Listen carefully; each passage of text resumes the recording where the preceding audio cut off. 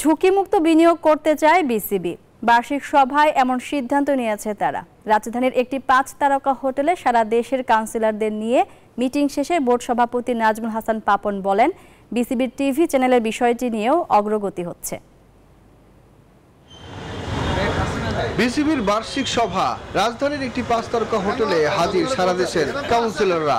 ঠিক দুপুর 2টায় সভায় যোগ দেন বিসিবি সভাপতি নাজমুল হাসান পাপন। এরপরেই প্রায় 3.5 ঘন্টার রুদ্ধদ্বার বৈঠক হয় বোর্ড সভাপতি, পরিচালক ও সারা দেশের কাউন্সিলরদের মাঝে।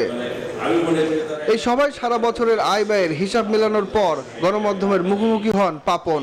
চলতি আর্থিক সালের 1 জুলাই 2023 থেকে 30 জুন 24 পর্যন্ত বাজেট অনুমোদিত হয়, যার মোট সম্ভাব্য আয় হচ্ছে 446 কোটি টাকা।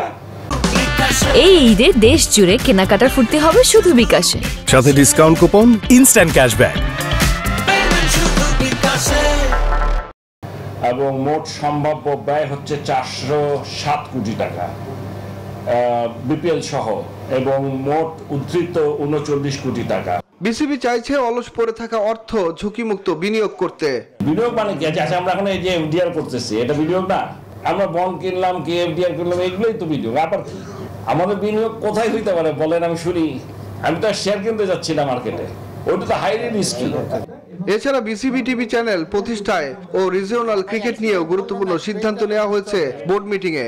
এখন মেয়েদের খেলাটা দেখতে পাচ্ছে না কেউ, কারণ কেউ যদি টিভিতে দেখতে চায়, আমরা তো চাই মেয়েদের খেলাটাও টিভিতে দেখা। ঠিক আছে, তাহলে একটা অপশন দরকার না আমাদের? সেই অপশনটা আমাদের কাছে নাই। This is number 1। Number 2, domestic cricket.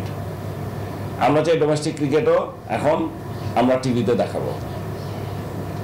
তাহলে এই ডোমেস্টিক ক্রিকেট যদি টিভিতে দেখানো হয়, ডেফিনেটলি আমি অন্যান্য দেশে সবার সাথে কথা বলে দেখেছি, সবাই বিশ্বাস করে যে এটাতে করে ক্রিকেটের মান আরো ভালোই হবে এবং উৎসাহ, উদ্দীপনা, আগ্রহ আরো বেড়ে যাবে।